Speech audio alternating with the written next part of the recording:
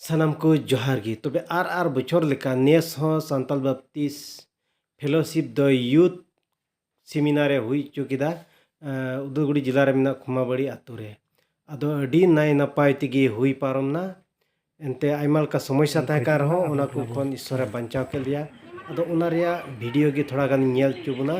जे नय नुकु पे नेल नुकु दो वायरिंग दको माने कमी कान थाना को आर नुका डेलीगेट को सेटेरन तलिया गड़ी ते ऑटो कोते कोई बाइक कोते और नुकु दो माने नय डिआई को सेटेरना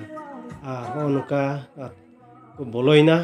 आर नोंडे दो को दुड़ुब जिरो डबो जोहार अब सान्ताल समाज रिया मा बुन बडाई गया डबो जोहार मिना और ओना लेकाते नुका माने डबो जोहार कते दा को से चा को इमा को कना नुकु दो यूथ को कना को आर हो बको हेचवा कना और नुका को आतंग दराम के लिया प्रोग्राम रे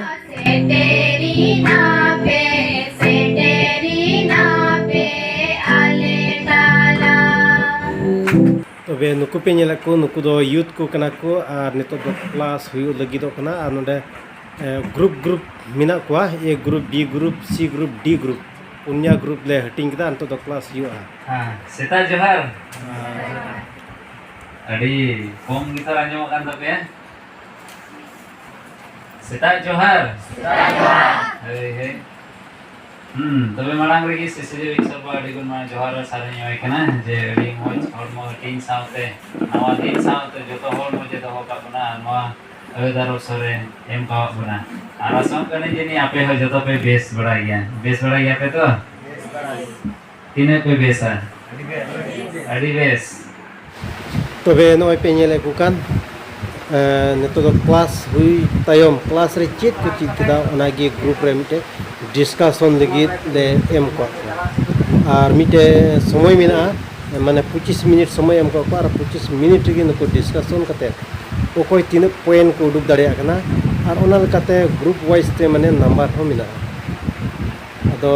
बुनेल को ओकाटा ग्रुप रे तीन पॉइंट को उडुक दा ओकाटा ग्रुप रे तीन नंबर को ᱧᱟᱢᱮᱫ ᱠᱟᱱᱟ और तो श्री